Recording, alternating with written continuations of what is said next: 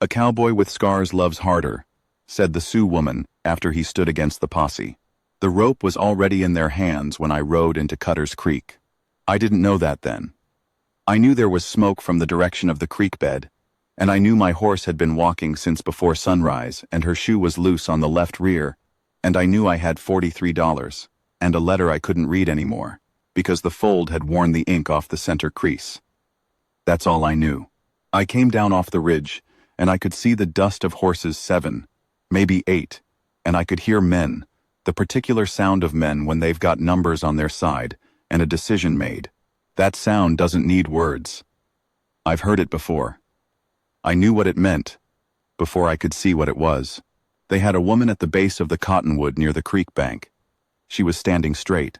That's the first thing I saw of her, not her face, not her hands, just the way she was standing, which was the way a person stands when they have decided not to give the watching crowd anything to remember. Chin level. Shoulders square. The rope was in a man's hands off to her right. A heavy-set man in a gray hat with a star pinned crooked to his vest. And he was talking more than a man who's already decided needs to talk. I pulled up. My horse blew through her nose. The man nearest me turned, and he had a scattergun across his saddle, and he said, "Don't slow down here, mister, unless you got business." I said I was just passing through.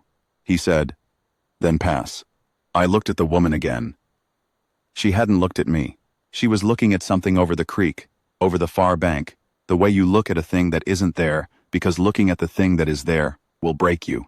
I had a choice then. I've had that choice before, more times than I care to count. And most times, I made the sensible one.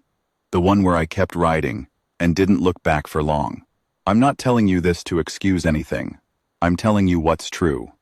A man who's been ground down far enough learns to ration himself, learns to keep his powder for his own fights. I'd been ground down pretty far by the time I came into Cutter's Creek. But I stopped. I don't know exactly why, except I do know why, which is that she was standing so straight, and there wasn't a person in that whole crowd, 8 riders, a man on a porch across the way, a woman watching from behind a window, not one of them was looking at her like she was a person. And that kind of thing will move something in a man, if enough of him is still left. I said to the man with the scattergun, "What'd she do?" He said, "That ain't your concern." I said, "I'm making it my concern. I got a right to know what kind of town I'm riding into." The man in the gray hat heard me then. He turned. He had the particular face of a man who's used to being the biggest presence in a room, red-veined, pale-eyed, a jaw that hadn't softened with age. He said, "She's been charged with the theft of horses and the incitement of 2 Sioux men to attack a settler family." He said it like he was reading from a paper, but he wasn't reading from anything. I said, "Where are the 2 men she incited?" He said, "Rode off." I said, "So you've got a woman?" He said, "That's correct." I said, "You've got a woman who hasn't been tried, hasn't seen a judge, and hasn't had anyone speak on her behalf, and you're standing at a cottonwood tree with a rope in your hand." He didn't say anything for a moment. The scattergun man shifted. I heard the creak of saddle leather from somewhere behind me, and I knew there was somebody moving to my flank, and I kept my eyes on the gray hat, because that's the one that matters. He said, "You a lawyer?" I said no. He said, "Then I'll ask you again to keep moving."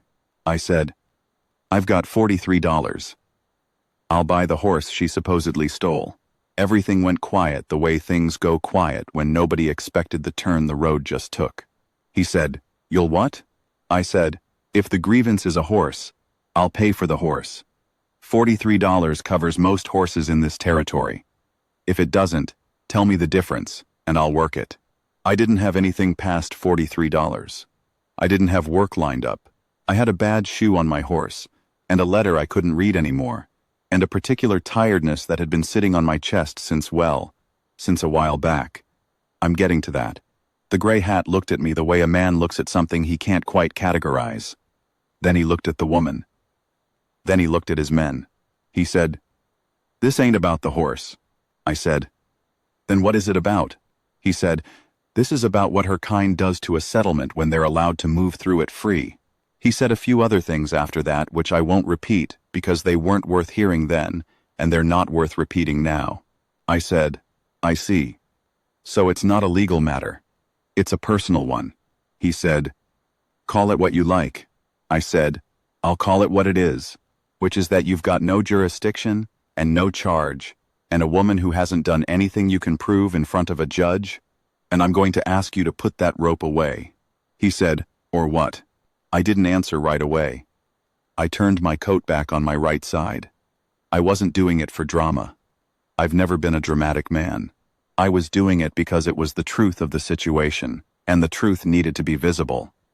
I've worn this gun for 18 years. It wasn't new and it wasn't clean, and it fit my hand the way a thing fits that's been there a long time. I said, or I'll make this considerably harder for you than it needs to be. He looked at the gun. He looked at me. He looked at his men. There were 8 of them and 1 of me, and the math wasn't favorable. And I want to be honest with you about that. I wasn't certain I was walking away from that creek bank. And the part of me that had been ground down for a while was not entirely opposed to that outcome. That's the truth of where I was then. I'm not proud of it. I'm just telling you what was real. But then the woman looked at me for the first time. She'd kept her eyes across the creek the whole time. Now she turned them on me. And I want to tell you what that was like, because I'm not sure I have the right words for it. She wasn't grateful. She wasn't frightened. She wasn't performing anything for anyone watching. She just looked at me the way you look at something you're trying to understand clearly, without flinching from what it is. Her eyes were dark and steady, and there was something in them, not hope exactly, but something adjacent to it. The decision to be present in the moment, rather than away from it. That look cost her something. I understood that. She'd been somewhere else behind those eyes. Somewhere the rope couldn't follow her.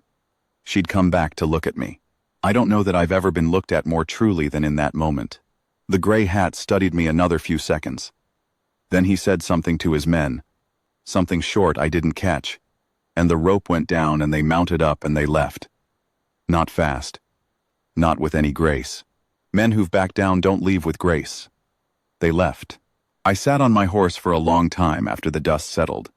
My hands were steadier than they'd been in months, which struck me as peculiar. The woman was still standing at the cottonwood. She hadn't moved. I got down.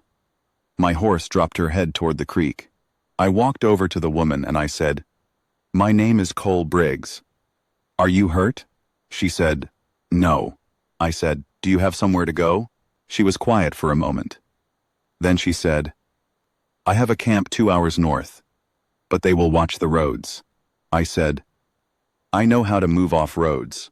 She looked at me again with that same clear look, and she said, "Why did you stop?"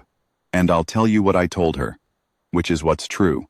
I said, "I'm not entirely sure." I said it seemed like the right thing, and I haven't done enough of those lately. She didn't say anything to that. She bent and picked up a leather bag that had been dropped near the base of the cottonwood, slung it over her shoulder, and said, "The road north goes through a ravine. If we go now, before they regroup, we can be through the ravine before dark." I said, "All right." Her name was Wongbli Wing. She told me that later, after we'd cleared the ravine and the light had dropped to that thin blue that comes before full dark. She told me it meant Eagle Woman, and she said it without explanation or apology, the way you say a fact. I said, "That's a fine name." She said, "Yours is simple." I said, "I've heard that." My father wasn't a complicated man. She almost smiled. Not quite, but close. We made camp in a cutbank above a dry tributary, out of sight from 3 directions, which told me she'd camped in places where being seen was a problem before. She moved without wasted motion. She was, I'd put her then, at 35, maybe a few years older, the kind of age where a person has stopped trying to be what they aren't, and you can see them plain. She had a long scar on her left forearm, old and pale, and she wore her hair back under a dark cloth, and she had the hands of a woman who'd done hard work for a long time. I noticed all of this, the way you notice things about a person, when you're not sure yet what you're dealing with. She built a fire the right size small, no taller than a hand, tucked against the bank where the light wouldn't carry. She was boiling something before I'd finished hobbling my horse. I settled across from her, and she handed me a tin cup of something that turned out to be a broth with dried meat in it, and it was the best thing I'd eaten in 2 weeks. I said so. She said, "You look like you haven't eaten well in longer than that." I said, "Probably." She said, "What are you doing in this territory?" I told her. I told her about the ranch up near the Niobrara that I'd been running on shares for a man named Aldrich, and how Aldrich had sold to a land company without telling me, and how the land company had their own people and the shares arrangement didn't transfer. I told her I'd ridden south looking for work and hadn't found much. I told her about the $43. She listened without interrupting. Most people interrupt. She didn't. When I'd finished, she said, "And before the Niobrara?" I said, "Before, that's a longer story." She said, "We have time." The way she said it, not prying, not performing interest, just stating a fact, made me want to tell her. Which was unusual. I'm not a man who tells things easily. I learned a long time ago that telling things gives people something to use against you, and I'd had enough things used against me. But I told her some of it. I told her about my wife, Clara, who died of fever in the winter of it would have been 11 years back now. I told her I'd had a small ranch then, nothing much, 80 acres and a good spring, and that after Clara died I'd sold it because I couldn't stay in a place that was shaped by her absence. That's how I put it. The shape of her absence. Wongbli Wing nodded slowly when I said that, like she understood exactly what that meant. And I believe she did.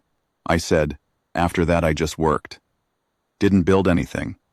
Didn't stay anywhere long. Just worked and moved on." She said, "How long?" I said, 11 years. She looked at the fire. She said, "That is a long time to be moving." I said, "Yes, it is." She said, "I know something about that." I said, "I believe you." We were quiet for a while. The fire cracked. Somewhere off in the dark a bird called once and went silent. My horse shifted her weight and sighed. I said, "What were you doing in Cutter's Creek?" She said, "There is a woman there, a settler woman named Ruth, who has been helping me trade dried medicines for blankets and cloth. She is the widow of a man who treated the Sioux fairly, and she has kept his way. I came to bring her a package and to leave before anyone knew I was there." I was nearly clear of town when the deputy's men rode up. I said, "The charge about the horses." She said, "There were no horses. The man they are calling Sheriff, Doyle." She said the name, the way you name a thing you've had bad dealings with. "He wants the creek land north of town. My people's camp is on that land. He has been looking for a reason to move us, and he thought I was an easy reason." I said, "He miscalculated." She said, "He did.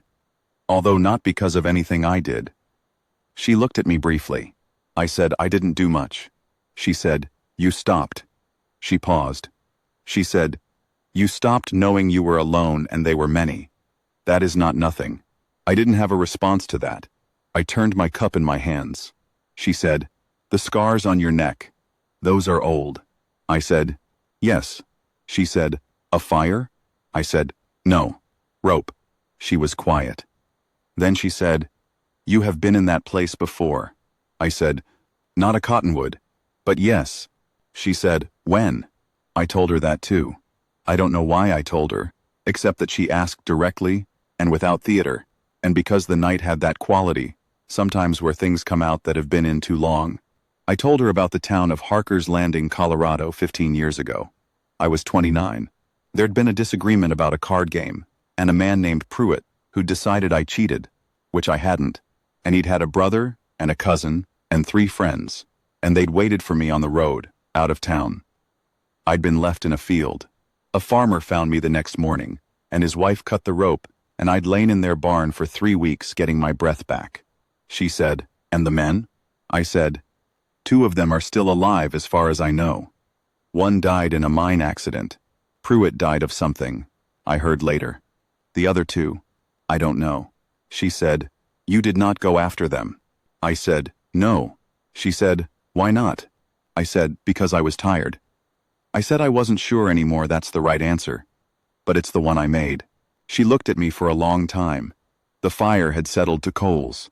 She said, "The scars say what happened, but you are still here. That is also what they say." I sat with that for a while. I didn't know what to make of it, and I didn't try to answer it. I lay down on my bedroll. and the stars above the cut bank were thick and cold, and I slept better than I had in a long time, which I didn't expect. In the morning she was already awake when I woke. She had coffee, real coffee, and she handed me a cup and I said, "I don't know where you got this, but I'm grateful." She said, "Ruth. She always gives me coffee. She thinks I am too thin." I said, "Ruth sounds like a good woman." Wangbli Wing said, "She is. There are good people everywhere. Not as many as there should be, but they exist." I said, "Yes." We broke camp in about 20 minutes. She was organized the way a person is organized when they've had to move quickly before nothing wasted in the packing. Everything in its place, the fire properly put out, and the ground brushed. I watched her work and I felt I don't know what to call it. Something settling. Not comfort exactly. More like the sensation of being near someone competent, and the particular ease that comes from that. We rode north. She knew the land the way you know something you've lived in for a long time, not just the trails but the quality of the ground, which draws held water, where the ridgelines made good cover, where the draws went shallow enough to cross. She rode slightly ahead most of the time. I didn't mind that. I'm not a man who needs to be in front. Around mid-morning, she said, without turning around, "The men from yesterday will have gone to get more men. Doyle does not let things rest. He will come to the camp."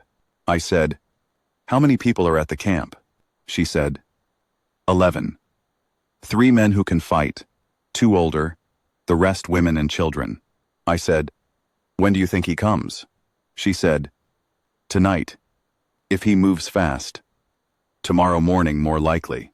I said, "What do you want to do?" She turned and looked at me then. She said, "I want to know if you are still riding with me." I said, "I'm still here, aren't I?" She nodded once and faced forward again. I said, "But if I'm going to be useful, I need to understand the camp, the ground around it, what we have to work with." She said, "I can show you." The camp was in a bowl between 2 limestone ridges, a good defensible position if you had enough people and enough warning, which they didn't quite have of either. But the ridges gave elevation. There was one main approach from the south along the creek, and a harder path from the east through broken rock. A direct approach from the north was effectively blocked by a cliff. There were 11 people, as she'd said. The 3 men who could fight were a man named Chantaji Hila, who was maybe 50, and moved with the deliberate economy of someone who'd been in a lot of difficult situations and had stopped being surprised by them, and 2 younger men brothers, maybe 19 and 22, named Tiwachhak and Kangi. They looked at me the way you look at a stranger you're not sure whether to trust, which was fair. I'd have done the same. Wangbli Wing spoke to them in Lakota for a few minutes. I stood apart and let it happen. Changte Shihila looked at my hands and my gun, and then at my face, and then he spoke to Wangbli Wing, and she answered him, and he made a sound that I took to be grudging acceptance. She came back to me and said, "Chante Chihila says you have the look of a man who has been in fights and won some of them." I said, "Won enough of them." She said, "He says that is sufficient." I spent the afternoon walking the ridges. The limestone gave good cover, and the height meant you could see the southern approach for nearly a mile. I moved rocks to make better positions, the kind of thing you do without thinking much when you've spent time in hard situations, just moving pieces of the ground to serve you better. The younger men, Tichaka and Kangi, watched me for a while, and then came and helped without being asked, which told me something about them. By late afternoon I had 3 positions on the east ridge and 2 on the west lip, and I'd spoken with Shante Shihila through Wangbli Wing about the angles and what each position could see and cover. He had 2 old rifles, both functional, and a shotgun that had been repaired with wire at the stock. I had my own rifle and the handgun. Not a lot. Enough, maybe, if the positions were used right. Wangbli Wing cooked in the evening. A big pot over a central fire, not the careful small fire of last night, but a real fire because there were children, and it was cold. The children watched me from a distance.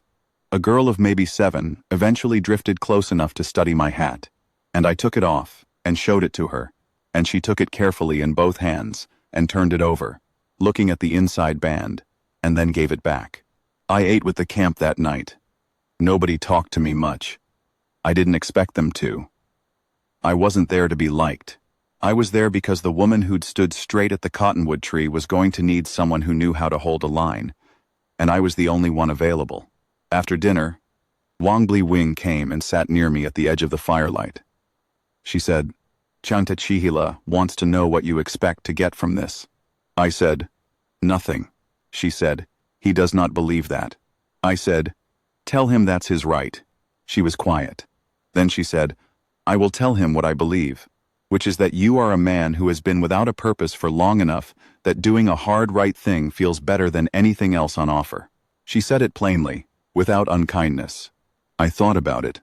I said, "That's probably fair." She said, "It is not a bad reason." I said, "No." She said, "Cole." She said my name the way some people say a thing they're testing the feel of. She said, "When this is done, what do you do next?" I said, "I haven't thought past tomorrow morning." She said, "Neither have I." She looked at the fire for a moment. Then she said, "The territory north of this camp, along the White River, there is good ground. Grass. Water that doesn't run out in a dry summer." She said it the way a person says a thing they've been thinking about. I said, "I've heard the White River country is something." She said, "It is." She didn't say anything else for a while. Then she said, "I will go inside. Tomorrow comes early." She stood and I stood, because I don't know why exactly. It's just how I was raised, and she looked at me with that direct look, and she said, "You did not have to stop in Cutter's Creek." I said, "No." She said, "I am glad you did." I said, "Me too." She went inside. I stayed at the fire a while longer. The camp was quiet.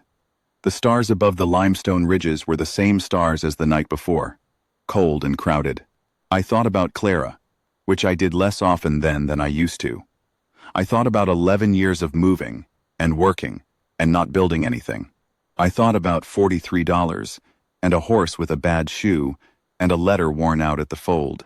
I thought about a woman standing straight at a cottonwood tree, and the look she'd given me when she decided to come back and look at a real thing, rather than stay somewhere safe behind her eyes.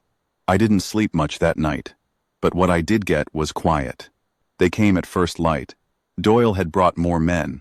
I counted 11 from the East Ridge before they split up, and I figured another 6 or 7 coming along the creek from the south, which put it at somewhere around 18. More than I'd hoped.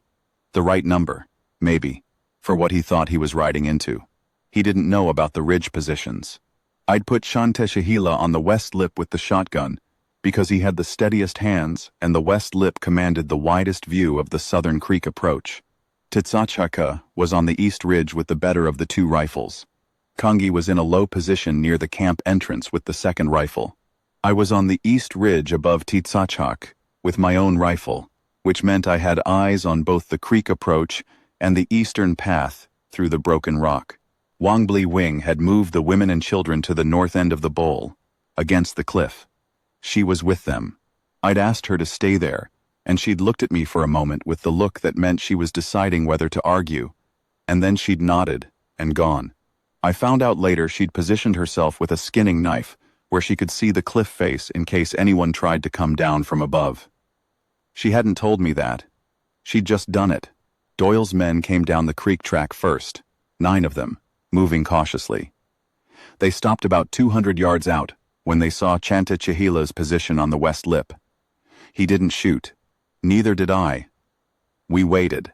The eastern group came through the broken rock slower, picking their way. I let them come within 150 yards, and then I fired once into the rock face about 5 feet in front of the lead rider. Just the once.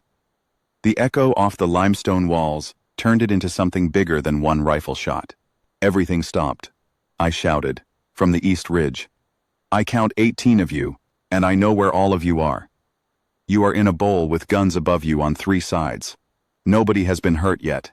Doyle's voice came from somewhere down the creek track, tight and controlled. "You are harboring criminals and enemies of lawful settlement." I said, "You are not lawful anything. You have no warrant and no jurisdiction, and the only crime committed in this county in the last 2 days is the one you tried to commit at a cottonwood tree yesterday afternoon. Long silence. I said, I'm going to offer you what you offered me yesterday. Right away, that's all. Just right away, and nobody here will pursue the matter. One of his men, not Doyle, shouted something about not taking orders from a saddle tramp. There was some nervous energy in his voice that I recognized as the kind that either settles down or gets someone killed. I said, I'll tell you what I told the man who left that mark on my neck 15 years ago. I said, I've got nothing left to lose, which means I'm considerably less worried about this than you ought to be. Another silence. Longer this time. I heard Doyle talking to his men in a low voice. I couldn't make out words. I watched the creek track, and I watched the eastern path, and I held my position. After about 2 minutes, Doyle said, This isn't over. I said, It is for today. They left. Both groups, back the way they'd come. Slowly, without hurry. The way men leave, who are already planning what comes next. I watched them until I couldn't see them, and then I waited another 20 minutes before I came down from the ridge. Changtechihila met me at the camp entrance. He looked at me for a moment, and then he said something in Lakota, and put his hand on my shoulder once, briefly, and went inside. Wangbli Wing came from the north end of the bowl. She was carrying the skinning knife. She stopped about 6 feet from me, and looked at my face and said, You're bleeding. I said, I must have caught a rock edge in the dark, coming down. She said, Sit down. I sat on a boulder, and she cleaned the cut on my forehead with water from her canteen and a cloth from her bag. Her hands were steady and careful, and she was close enough that I could see the set of her jaw and the concentration in her eyes while she worked. She was not soft about it. She cleaned it the way you clean a wound, thoroughly, and I didn't much mind the sting. She said, They will come back. I said, I know. She said, With more men? Or the territorial marshal? I said, Probably. I said, You'll need to move the camp. North. Deeper into land he can't claim as easily. She said, I know. She sat back. She looked at me with that clear look. She said, Will you help us move it? I said, Yes. She said, And after? I said, I don't know. She said, I told you about the White River country. I said, You did. She said, There is a man there, a rancher named Forrest, who is looking for someone to run his cattle operation. He is an honest man. He was married to a Lakota woman for 20 years until she died. He understands the country and the people in it, and he does not cause trouble. I said, How do you know about his operation? She said, Because I have been thinking about it since last night, when you asked me what I wanted to do next. I looked at her. She didn't look away. I said, Wangbli Wing, you hardly know me. She said, I know you stopped. I know you stood on that ridge with 3 rifles against 18 men, and your hands were steady. I know you have been moving for 11 years, and I can see in your face that you are tired of moving. She said, I know your wife died, and left a shape in everything, and you have not let anything fill that shape, because you did not trust it to hold. She said it plainly, not cruelly. She said, I understand that. I have my own shapes. I was quiet for a long time. She said, I am not asking you to fill anything. I am saying that the White River country is good, and there is work there, and I go north, in that direction, in 2 weeks, when the camp moves. And if you are still here in 2 weeks, I would not object to riding that way together. I said, That sounds like a reasonable arrangement. She said, It is a practical arrangement. She paused. And then she said, Among other things. I said, Among other things. She looked at me then with something different in her face, not soft, not performed, just open in the way a person is open when they've decided to trust a thing fully instead of partway. She reached out and put her hand over mine on the boulder and held it there for a moment. It was such a plain thing. Her hand over mine. The sun was just clearing the east ridge and the limestone was turning from gray to gold. And somewhere in the camp a child said something, and someone laughed. I turned my hand over and held hers. I didn't say anything. She didn't say anything. There wasn't anything that needed saying. That was maybe the most at rest I'd been in 11 years. The 2 weeks went slowly, and fast the way time goes when you're doing real work that matters. I helped move the camp. I fixed things that needed fixing: a shelter frame that had rotted at 2 posts, a cooking pit that needed deepening, a supply route to the east that needed marking so it could be found again. I worked alongside Changtech, who communicated mostly through gesture and occasional words through Wangbli Wing, and the younger men, who had decided somewhere in the days after the ridge that I was acceptable, and worked with me without ceremony. Doyle sent a man twice to look at the camp from a distance. Just one man each time, watching. I let him look. I watched him back. He didn't come closer. Wangbli Wing and I talked in the evenings. She told me about her first husband, who had died of sickness 7 years back. She told me about her daughter, who lived now with her sister's family further north. She told me about the land along the White River, the elk there in the fall mornings, the way the river ran clear over stones, the particular smell of the sage after rain. She talked about it the way a person talks about a place they intend to return to. I told her more than I'd told anyone in a long time. About the Niobrara. About Clara. About the particular loneliness of moving, which is different from the loneliness of staying still. It has movement in it. Forward motion. And that motion keeps you from sitting down with what you actually feel long enough to feel it. She understood that. She'd been in her own version of it after her husband died. She said one evening, "You stopped in Cutter's Creek because you recognized something." I said, "What did I recognize?" She said, "A person being erased." She said, "You have had someone try to erase you. The scars say it. You recognized it." I thought about that for a long time. I said, "Maybe." She said, "Not maybe." I said, "All right. Not maybe." She looked at me in the firelight and she said, "They did not finish the job." I said, "No." She said, "Good." And then she smiled, a full one this time. Not the almost smile from the first night, and it changed her whole face. And I felt something shift in my chest, like a door that had been stuck for a long time moving on its hinges. I smiled back. I don't smile much. I'm aware of that. But I did then. On the morning we broke camp for the last time, I fixed my horse's shoe with tools borrowed from a kit in the supply pack, and I rolled my bedroll, and I tied it behind the saddle, and I stood in the early light and looked at the limestone bowl one more time. The camp looked like no one had ever been there. They were good at that. They'd had enough practice. Wangbli Wing came to stand beside me. She said, "Ready?" I said, "Yes." She looked at my face the way she looked at things fully, without glancing away, and she said, "Cole Briggs, you are a different man than the one who rode into Cutter's Creek." I said, "I'm the same man." She said, "No. The same man, but with a different weight." She tapped her chest once. "In here. Lighter."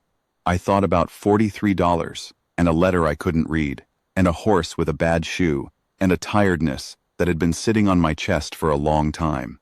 I thought about a woman standing straight at a cottonwood tree. I said, "You might be right." She said, "I usually am." I said, "I've started to gather that." She mounted up.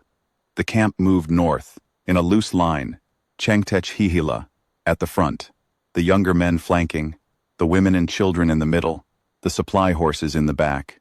I rode beside Wangbli Wing at the middle of the line, where she'd positioned herself to keep an eye on everything at once, which was a thing she did. We cleared the ridge, and the country opened ahead, the long grass country, the big sky, the White River, somewhere ahead of us catching the morning light. It was good country. You could see it was good country. She looked over at me once, just briefly, with that clear look. Not a performance of anything, just her, seeing me, the same way she'd looked at me from the cottonwood tree coming back from somewhere safe to look at a real thing. I held her gaze for a moment, and then we both looked ahead. That's the country we rode into. And I'll tell you something about the White River country that I didn't expect, which is that it looks the way a second chance looks, bigger than you remembered hoping for. And yours, if you can keep your nerve and do the work. We did the work. Forrest was an honest man, like she'd said. The cattle operation needed someone who knew what they were doing, and I did. And the first season went well, and the second season went better. And by the third season, I'd earned enough to put in on a piece of land along the east fork of the river that Forrest let me lease to own. Wongbly Wing's camp stayed in the country north of the river. She came and went. We didn't make any announcements about what we were. We didn't need to. The people who knew us knew what we were, and the people who didn't know us were not our concern. She was there the morning my first cattle sale closed, and she stood beside me at the door of the forest barn while I counted the money, and she said, "More than $43. I said, "Considerably more." She said, "Good." She put her hand on my back, flat between my shoulder blades, warm and steady. She said, "You built this." I said, "We built this." She didn't argue. She usually argues. She let it stand. That's how I know she understood what I meant. There are mornings now when I come out before the light and stand at the fence line and look east at the country coming into view, and I think about all the miles I rode that didn't lead anywhere, and the particular weight that used to sit on my chest, and the rope, and the tree, and the gray hat, and the woman with the steady eyes who looked at me and decided something in that moment, and was right. She was right about me. That's a thing a man doesn't forget. A good woman who sees what you are, not what you were, not what you might be, what you actually are, the real thing, scars and all, and decides that's enough, more than enough. Decides it's something worth standing beside. I've heard her say it, the thing the title of this story says. She said it to Shante Shihila once when she didn't know I was close enough to hear. She said, "A cowboy with scars loves harder." She said it like a plain fact, the way she says everything. I didn't say anything about hearing it. I just went back inside and put the coffee on. But I think about it sometimes. The sun comes up over the east ridge, and the cattle move in the bottom, and the smell of the coffee reaches me at the fence line, and I know she's inside, and the land is ours, and I am here, present, in the right place. A man with a reason to stay. That's all it is, really. That's the whole thing. A man who stopped. A woman who stood straight.